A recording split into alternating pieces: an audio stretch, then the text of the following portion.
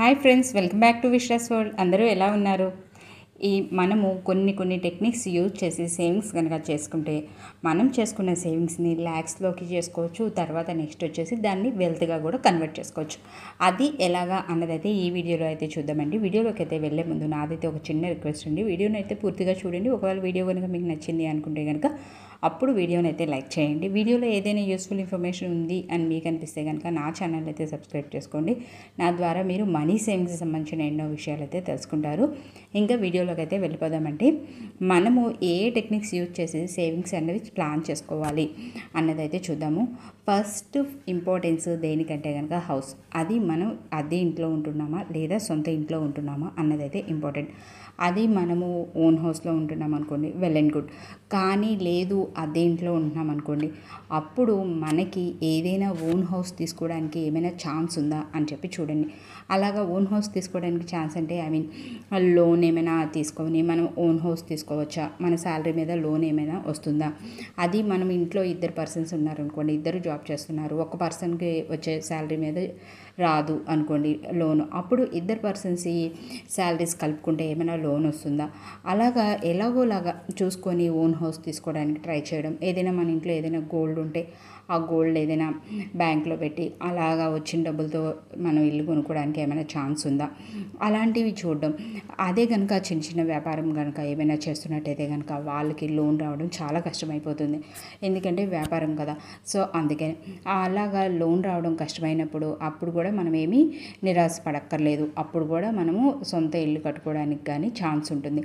ఎట్లాంటి ఏదైనా ఒక 50 గజాల్లోని అట్లాగా మన దగ్గర ఉన్న అమౌంట్ ఏదైతే ఉందో దాన్ని సేవింగ్స్ చేసుకొని ఎఫ్డీస్ రూపంలో అట్లాగా ఆ వచ్చిన సేవింగ్స్తోనే చిన్న ల్యాండ్ తీసుకోవడం ఫస్ట్. తర్వాత దాన్ని ఆ వచ్చిన అమౌంట్ని మళ్ళీ కొద్దిగా సేవింగ్స్ చేసుకొని ఆ తర్వాత వచ్చిన అమౌంట్తోనే కన్స్ట్రక్షన్ చేసుకోవడం ఇల్లు అన్నది ఎలాగోలాగా మనం ప్లాన్ చేసుకుంటే ఖచ్చితంగా మనము ఓన్ హౌస్ అయితే కొనుక్కోవడం కానీ కట్టుకోవడం కానీ ఏదైనా చేయగలుగుతాము.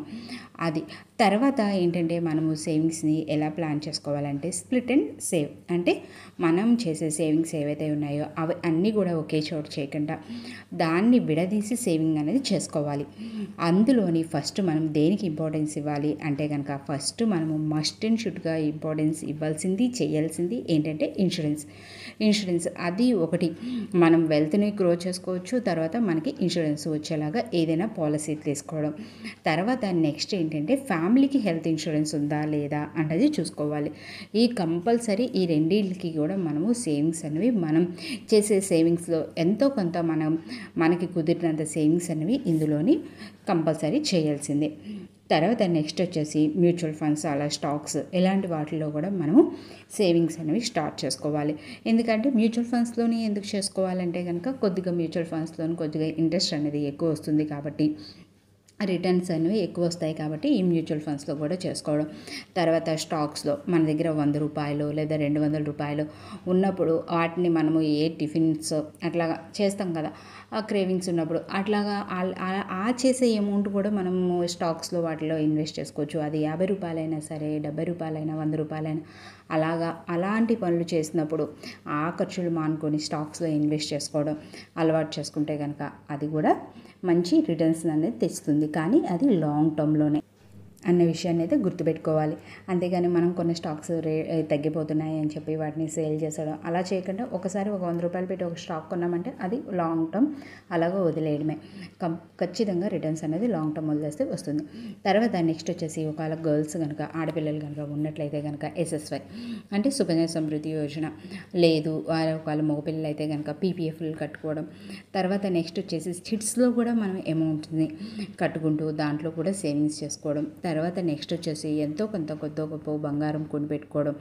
తర్వాత ప్యాసివ్ ఇన్కమ్ క్రియేట్ చేసుకోవడం కోసం కూడా సేవింగ్స్ అనేవి చేసుకోవడం.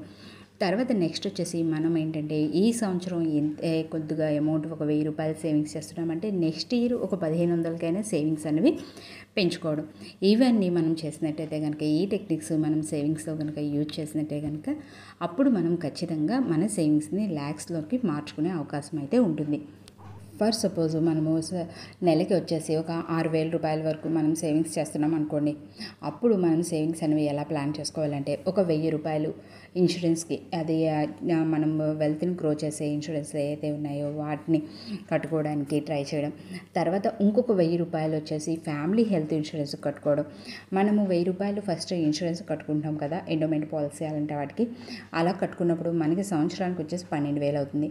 అలా 12,000 నుంచి 15,000 లోపు ప్రీమియం వచ్చేలాగా ఒక 5 లక్షల రూపాయలు పాలసీ తీసుకున్నాం అనుకోండి. తర్వాత మనకి దానికి రిటర్న్స్ వచ్చేసరికి 10 లక్షల వరకు వస్తాయి.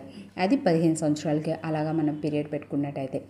తర్వాత నెక్స్ట్ వచ్చేసి ఒక 500 వరకు మనం ఫండ్స్లో ఇన్వెస్ట్ చేసుకోవడం. తర్వాత ఒక 100 రూపీస్ మనం ఏదైనా టిఫిన్స్ అలాంటి ఏమైనా చేసినా 100 రూపీస్ ఈజీగా అవుతున్నాయి కాబట్టి అలాగా నెలకు ఒక 100 రూపీస్ అయినా స్టాక్స్లో ఇన్వెస్ట్ చేసుకోవడం. తర్వాత చిట్స్ రూపంలో ఒక 2,000 రూపాయల వరకు చిట్స్ కట్టుకోవడం. తర్వాత పీపీఎఫ్ కానీ ఎస్ఎస్వైకి కానీ ఒక 500 రూపాయలు అలా కట్టుకోవడం. ఒకవేళ ఇద్దరు పిల్లలు ఉన్నట్టయితే కనుక 500 ఒక 1,000 రూపాయలు కట్టుకోవడం. అలాగే ప్యాసివ్ ఇన్కమ్ క్రియేట్ చేసుకోవడానికి ఒక 1,000 రూపాయలు అట్టు పెట్టుకోవడం. అంటే ఏంటంటే ప్యాసివ్ ఇన్కమ్ ఎలా క్రియేట్ చేసుకోగలుగుతామంటే కనుక అది 1,000 రూపాయలు అలా బ్యాంక్లో అట్టు పెట్టుకొని ఒక 10,000 అయిన తర్వాత దాన్ని ఎఫ్డీ చేసుకోవడం బ్యాంక్లోనే. అలా ఎఫ్డీ చేసుకోవడం వల్ల దానికి ఆటోమేటిక్గా ఇంట్రెస్ట్ అనేది కలుస్తుంది. అట్లాంటివి మనం చేసినట్టయితే కనుక మనము సేవింగ్స్ని ల్యాక్స్లోకి మార్చుకోవచ్చు. ఒక 15 సంవత్సరాల తర్వాత మనం ఇలా సేవింగ్స్ చేస్తే 15 సంవత్సరాల తర్వాత మనకి ఎలా వస్తాయి రిటర్న్స్ అనేవి చూసినట్టయితే కనుక మనము ఇన్సూరెన్స్లోని ఒక 1,000 రూపాయలు కట్టాము అంటే ఎండోమెంట్ పాలసీ అలాంటి వాటిలో కడితే మనకి 15 సంవత్సరాల తర్వాత 5 లక్షల రూపాయల పాలసీ తీసుకుంటే అది ఒక 10 లక్షల రూపాయల వరకు వస్తుంది. తర్వాత నెక్స్ట్ వచ్చేసి మనము మ్యూచువల్ ఫండ్స్లోనే ఒక 500 రూపాయల వరకు మ్యూచువల్ ఫండ్స్లో వేసుకుంటున్నాం ఎస్ఐపిలో. అప్పుడు మనకి ఒక 20 సంవత్సరాల తర్వాత దగ్గర అదొక 10 లక్షల రూపాయల వరకు వస్తుంది.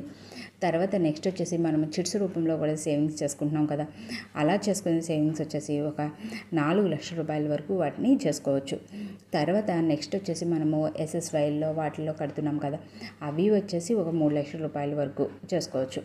అట్లా చేసుకున్నట్టయితే దగ్గర ఒక 30 లక్షల వరకు చేసుకోగలుగుతాం.